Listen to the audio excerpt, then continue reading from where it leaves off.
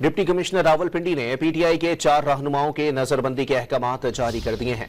15 रोजा नजरबंदी के अहकामात 3 MPO के तहत जारी किए गए हैं। पीटीआई रहनुमाओं को गिरफ्तार करके अडियाला जेल में नजरबंद किया जाएगा। मजीद जानते हैं डॉन न्यूज के नुमाइंदे ताहिर नसीर से। ताहिर, मजीद बताइएगा कौन कौन से रहनुमाओं के नाम शामिल हैं?